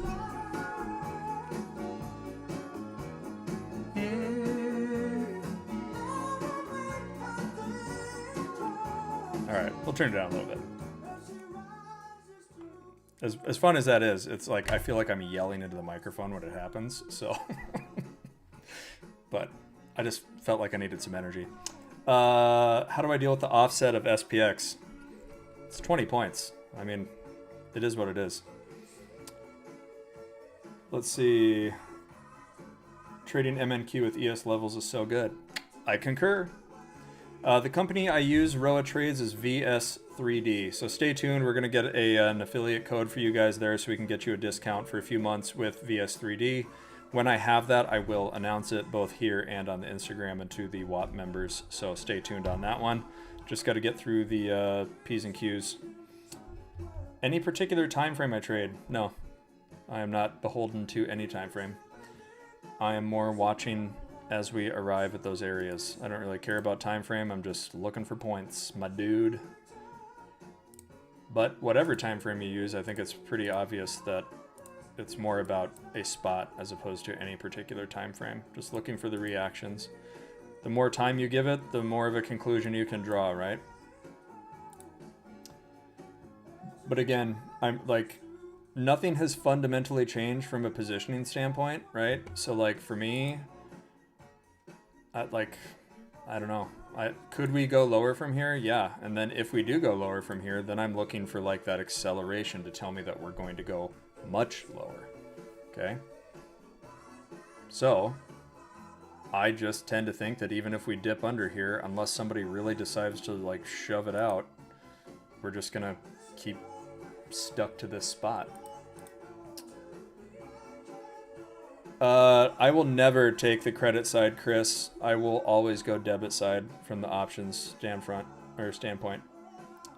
I only want to risk what I can afford, and if I put a credit spread on and I'm not fast enough with it or something adverse happens, it's infinite risk. So could not catch me doing that. I do it every now and again on like really obvious days, but I'm never like super close to the money doing it. But the most I'll do it from a selling standpoint is like a butterfly. But Adam, that's all I have, dude. An awkward white guy dancing. That's why my arms always stay in here. I rarely get up here. I'm kind of inside. The gradient is just a representation of kind of the density of the positioning from like a gamma standpoint, like very simply put. It's like if it's like a speed rail is what I call it. So like where do things start getting gummed up, you know, maybe get a little more muddied. And then like kind of just a reflection of the gamma, just in a very simple approach. But here is where you're going to be looking. So if you wanted to go short here, what you would be looking to do, okay, is you would be looking for like a break below this that just keeps going, maybe a little retest into this area. And then you would be wanting to see kind of the momentum pick up. If the momentum doesn't pick up to kind of carry you down to here, or kind of maybe even this is your first pit stop, right? If this was real selling pressure, you should expect to see some like real violence here. So if you wanted to throw a short on, go ham, you know what I mean?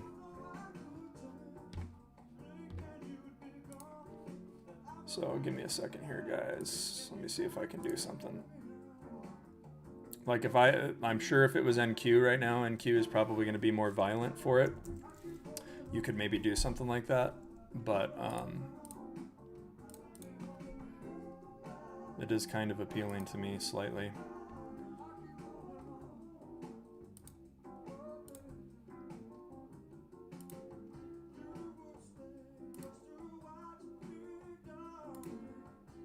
Let's see.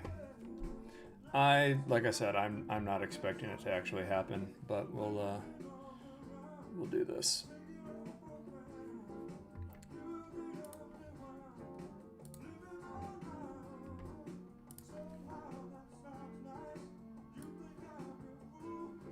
Oh.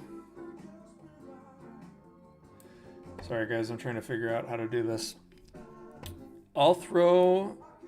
I'm short MNQ here by just a couple contracts, so we'll see what we get. I'm not expecting a whole lot, like I said, but if we break down, there's obviously a lot of like potential. I just don't know that we're going to actually get it. So I threw a little tiny bit of risk on here.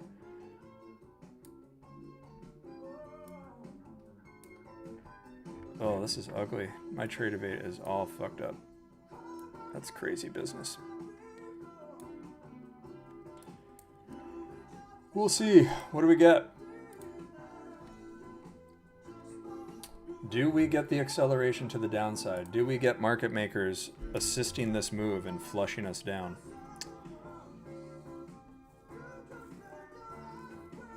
So in this case, if we get below this strike and hold, would you say we would go low fast based on being under it with all the red bars below? So to this point, I would expect that if we don't start breaking like viciously down, we're not getting the active flow to offset the passive buying that's happening.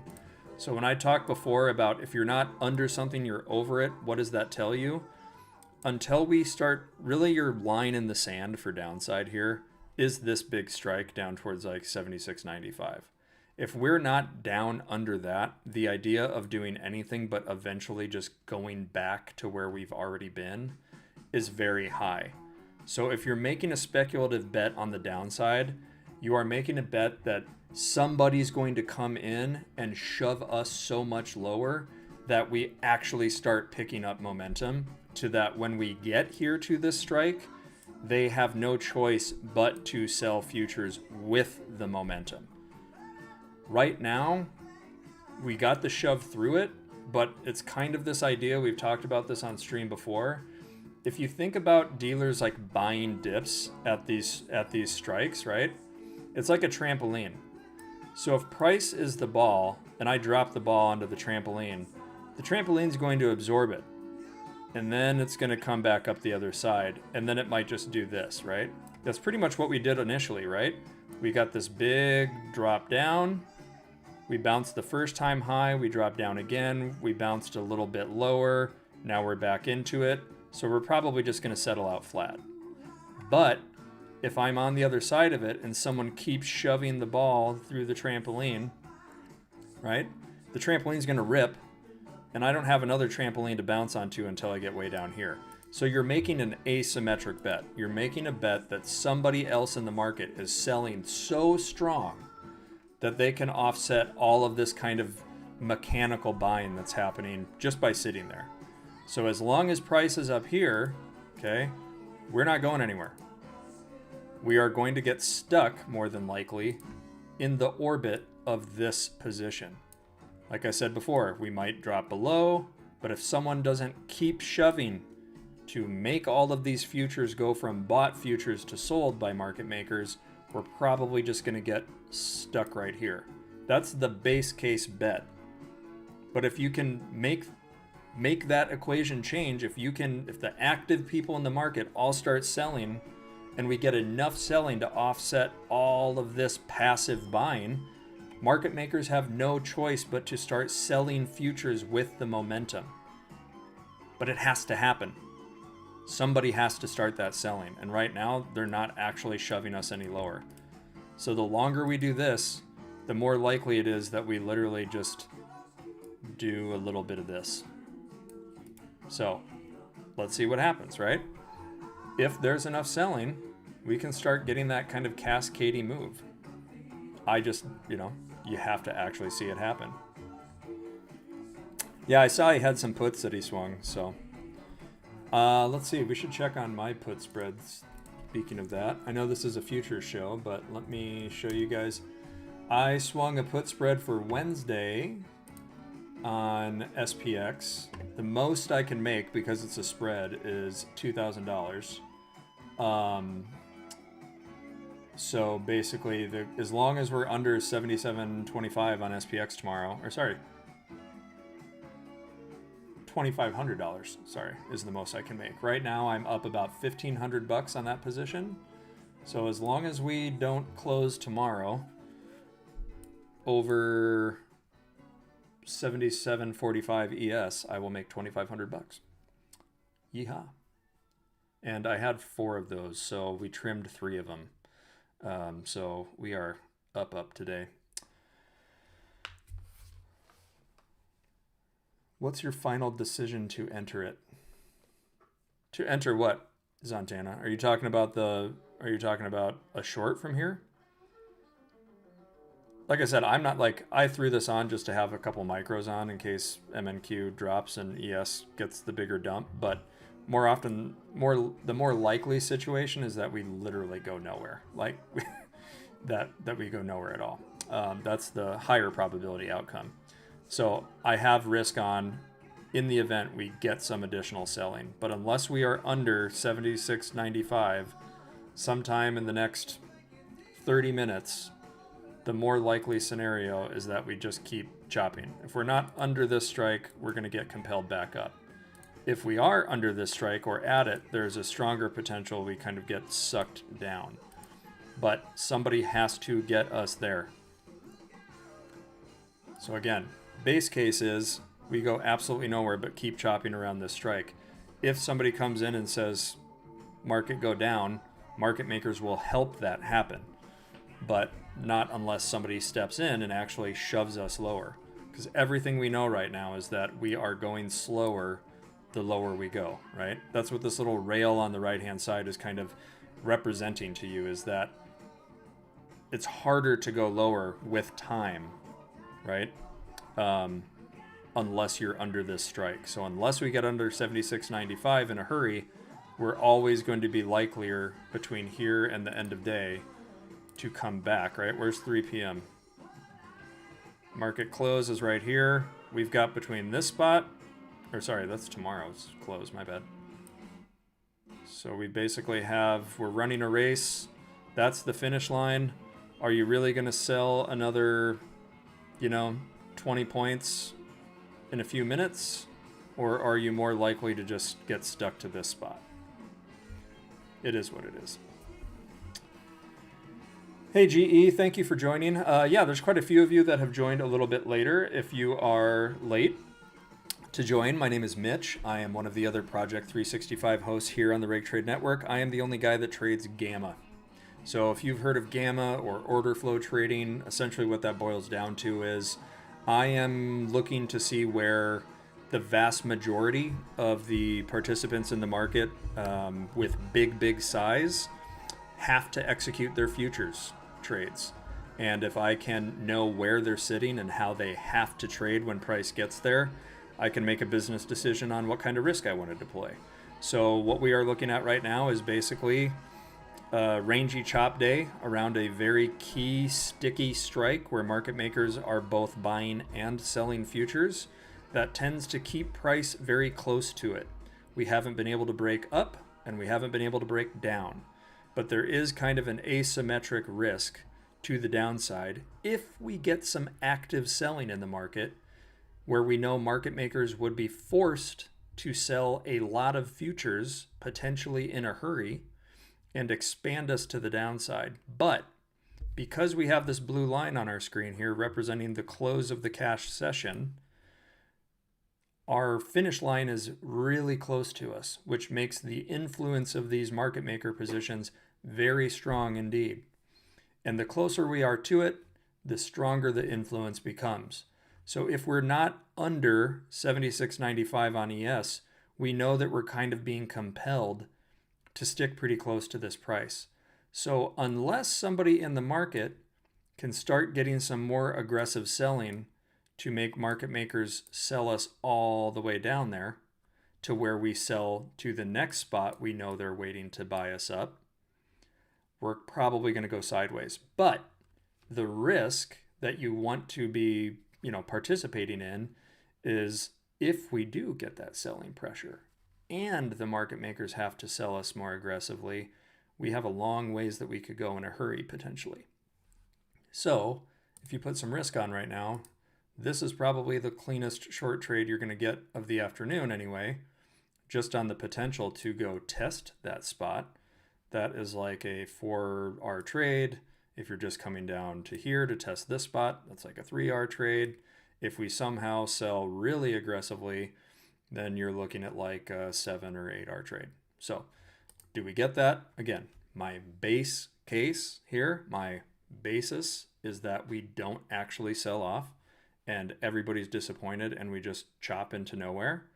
But the convexity, the best risk to reward trade on the day is probably the short, just in case we get that help. If we know market makers have to sell 500 minis, 300 minis, 200 minis of ES every couple minutes, the lower we go, it's just going to help us go lower, right? We're going to pick up momentum. The problem with that is we've got this huge kind of gummy mess down here that is monstrous, that is going to slow us down the lower we go, right? That's what this green on the side over here is showing you, is that even though this positioning is red, it's still going to kind of slow us down the lower we go, unless somebody steps in and forces that issue, right? So unless we're kind of getting down here, we're more likely going to get supported to just come back to this spot, which is why, again, I think we're seeing this like very slow move down. So we'll see what we get. But maybe NQ leads the way, and some of that weakness in the index will bleed over into ES and SPX, and market makers will have to sell more. So we shall see. Give me a second, I gotta fix this mic.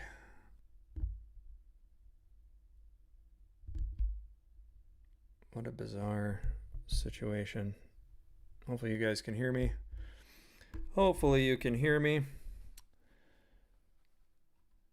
Ironically, I am up about $260 on this NQ trade or MNQ trade. So obviously got a decent entry there, but nothing too crazy.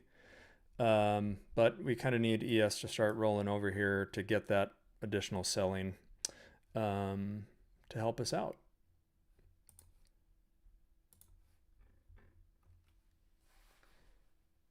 GE Pagan, I like it. Very interesting. How can I add it on TradingView? Any special settings or changes? This is like I created this indicator on TradingView. So even if you created your own with Claude, until you put data into it to show these bars, you have to get that from somewhere. So Spot Gamma, VS3D like me, Voland, there's options depth, or whoever you want to use. You're going to have to put that data in there to make it show something. Oh, I'm so glad I hit mute. That sneeze was ridiculous. Holy hell. Damn. That cleared some things out for me. Oh my God.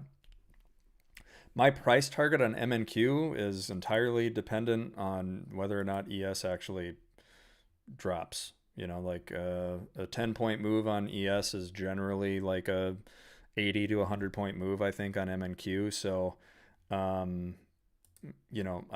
maybe it would be something akin to like 470, 480, maybe. I think it would kind of depend. But yeah, it's hard for me to say definitively. I don't know. But again, this is literally what I just said though. Like, this is why the short is like not super attractive, because you're 100% getting bought right back up into the spot where I thought we would, right? Like, it's really difficult to see this going much of anywhere, but just getting stuck exactly where we are. So the only thing that made the short attractive is if somebody forces market makers to sell. Everything we know is that we're being pointed to this spot. This is why we're chopping around. So when I said base case to follow this yellow line, this is why. The closer we get to the end of day, the stronger these influences get, right? So I am actually flat. I got stopped out for a 5-point loss on MNQ because that was a retarded trade, just like I thought. But it is what it is. I put it on just to show you guys maybe it was something. I was up. I probably should have taken profit on that, but oh well. But this is the very idea. Like, if they're going to go short, you're making that trade off the basis of somebody's going to step in and force market makers to sell too. But whoever was trying to initiate that selling move, this whole idea we just talked about of the trampoline just happened. So you could stay short right now. You could say, I'm going to give this. I don't think they're getting back up over that. I don't know that they're going to reclaim this and chop on the other side of it. Maybe this is the rejection, and then we get the selling. Because there's only so much time to the close, and because we know about these positions, unless we're under this strike down here, they're buying futures. Unless we're under or over this strike up here, they're selling futures.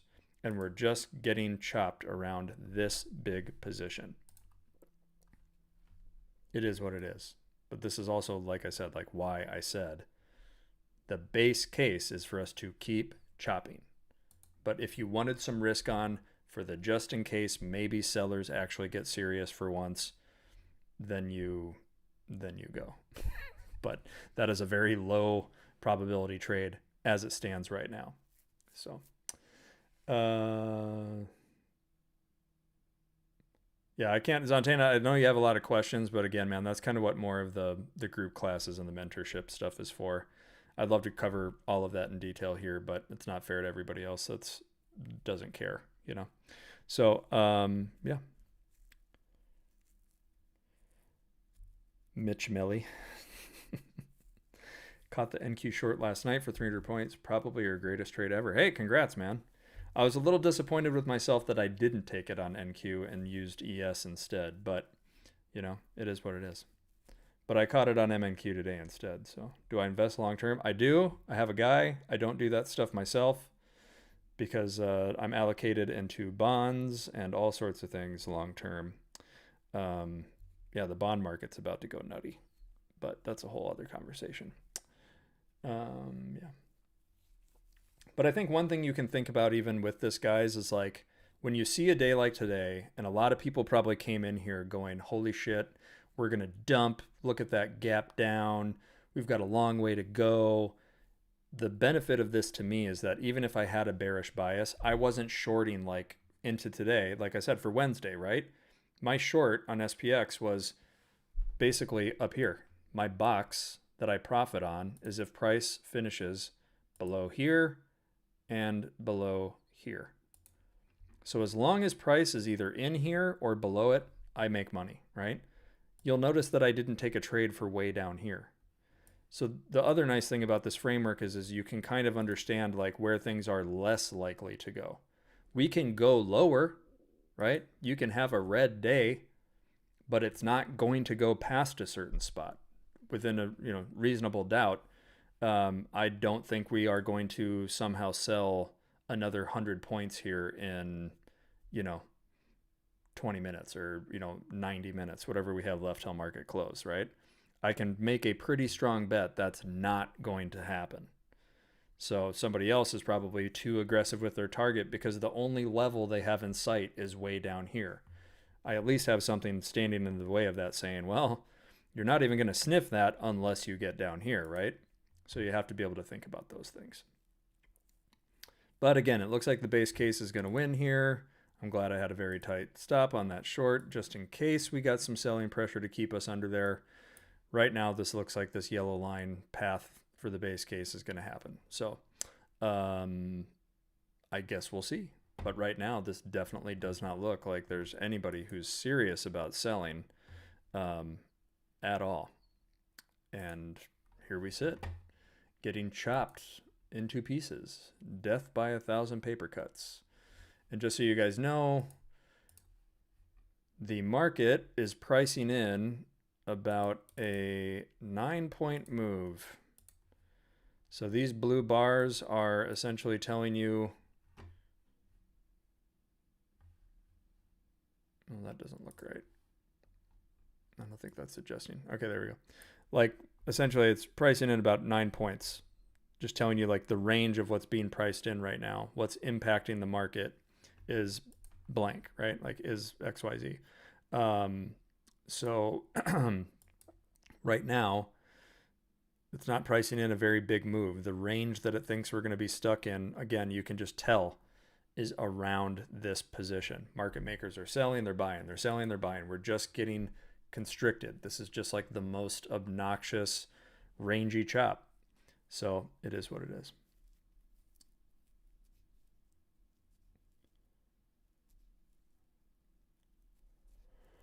Haven't gone anywhere in 5 hours. Yep. I'm bearish longer term. Yes, 100%. I think that we are in a very unique time in the world and in the market. And as much as I think AI is probably a net benefit long term, I think this current administration has made some decisions and they're going to fuck around and find out. Well, we are going to find out. But yeah, we'll see what happens into the midterms. I have my thoughts, let's put it that way, but I'm not like super bearish, like, oh my God, the market's going to roll over and we're going back to pre-COVID lows or something stupid. I'm not that dumb. But you can express a view and have some framework of like why there's a lot of risk to the current structure of the market, right? Without thinking the world's going to end. I just think some things are going to come home to roost from a macro perspective. So. All right, guys, I am going to probably call it here in just a few minutes. I got to start prepping for my afternoon meeting for my real job. But again, yeah, everybody worries about the bond market. There's something called like, bond market vigilantes, right? But I think people are still going to bid it up. I think we'll be okay, but I do think global debt markets are something to be concerned about. There's a lot of risk out there. I think there's some geopolitical stuff that's going to happen. I think China is not to be fucked with in the global shipping lane fight. There's just a lot of things. People could turn some screws at very interesting times. And I also think that oil is not priced appropriately. I personally think that things are going to get ugly. The administration is going to try to game things into the midterms to try to save face. But I think there's paper pricing and then there's physical. And unless oil just magically starts bubbling up in places where it can be distributed across the world all of a sudden to match what was before, I am just thinking there's going to be some reality checks for people. Just me. But I'm just a guy who doesn't do anything in those markets, and I trade zero date and I hedge for the future. I might be bearish, so I have protection on, but they're hedges, which means I can trade up or down each day because I have some hedges in place just in case things go south. But at least I can express my 0-date view unencumbered by my longer term view. So I hope that makes sense.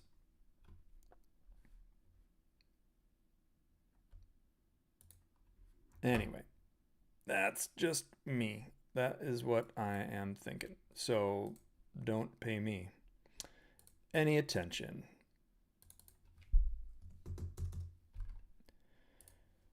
I forgot to flip the record back over. Oh well. Here we sit. But I appreciate you guys sticking with me. I know today has been kind of boring and not a lot is going on. And I know that I'm not even your normal afternoon host. So if you guys are here and you're used to Lomeli and I'm boring you to death or you hate me, sorry. But I am glad that I have seen a few more of you than I normally do. Hopefully this has been informative. I think we really broke down, if you guys have some rationale for why you think we're chopping and I offered you a counterpoint to that, that is compelling. I think it's a great endorsement for using this kind of data to trade. I think it explains a lot of things that most people would not know existed. And I know there was kind of a clip of me the other day saying people complaining about the market being ass are ass. I fully believe that. If you don't know why the market acts the way it does, and you're just out here relying on some framework that is a complete guess, then sucks to suck, keep guessing. You might guess wrong more than you guess right, and that's why you bitch.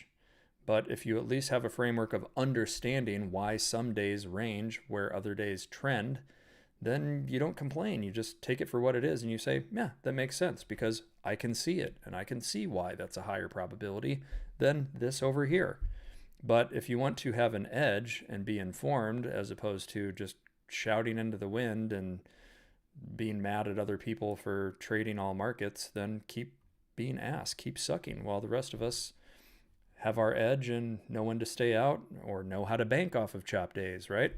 Zach in the chat took an options trade. Easier to make money on chop as opposed to getting chopped up trading directionally, right? Unless you're scalping. So if you're going to scalp, play the edge of the range, back to the place price can go. We talked about it at the stream. Could you scalp either side of this knowing, it gets a little too far, it might come back into this.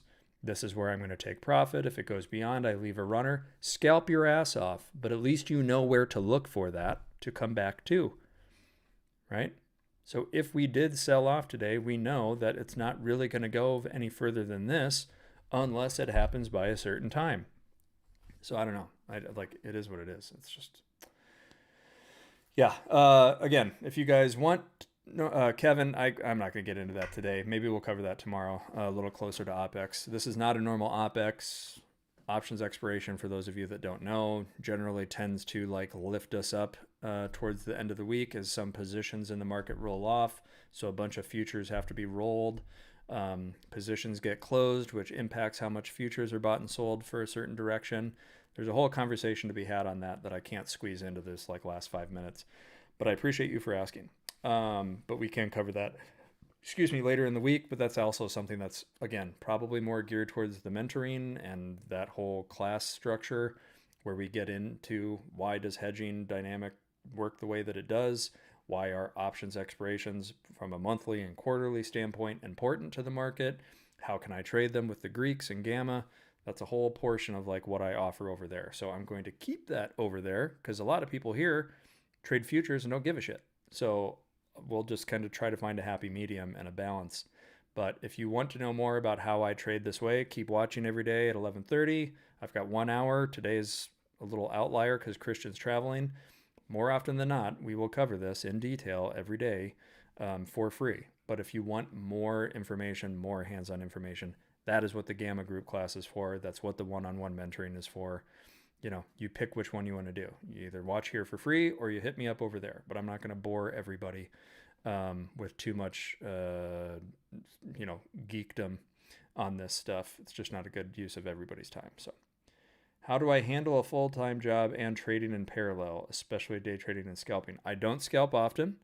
I tend to catch bigger moves. So if it's not 100 points or more on MNQ or NQ, I generally am not looking for it. If it's not 10 points or more on ES, I pretty much won't take the trade. I'm not scalping for tiny moves. I want returns, and I manage my risk accordingly. That's why I use this framework. Where am I more likely to catch 10 points or more as opposed to less likely? Do I execute that trade on ES? Is NQ a little more attractive? Can I catch more points if I'm trading futures? Futures are a video game, guys. You're all about capturing points, right? How many points can you capture? How many points can you capture? How often can you capture it? Options is a different strategy, right? There's time, there's volatility, there's convexity, there's all that stuff. But from a future standpoint, this gives me a really great framework. Where can I catch 10 points minimum on ES? Does that equal 60 to 100 points on MNQ? Can I trade that? That's what I do. So if you want to know more about that, tune in tomorrow. We'll be back, same time, same place. If you want, again, more hands-on information, again, you know where to find me. So I'll shout that out here. Obviously, there were some things on the screen before, but I changed my layout. But this is me on Instagram. This is the Discord where we do the pre-market plans and the overnight plans. And then this is, do I have another one? I don't know, guys. I'm not very good at this. We'll see. See if we can get you there. There we go. Here's the last one I'll shout out. If you guys want more information about the classes stuff, this is the link for that one. But again, I appreciate you guys for being here. Maybe we finally go test the top of this little range towards 77.40. We're priced into about a 10-point range. It could happen. It would be well beyond the current straddle. So we might just get there. But my expectations are we pretty much finish right here about 77.20 into the afternoon on ES and go absolutely nowhere.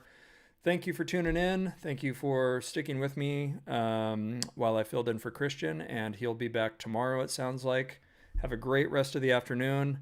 Trade safe. I don't think we go anywhere. I think it's more rangy chop. And if we do go higher, we probably fail right back down. If we do go lower, we're really going to have to see some selling. But that is just me. But we will see you guys another time. All right. Take care. Hope to see you tomorrow. Bye-bye.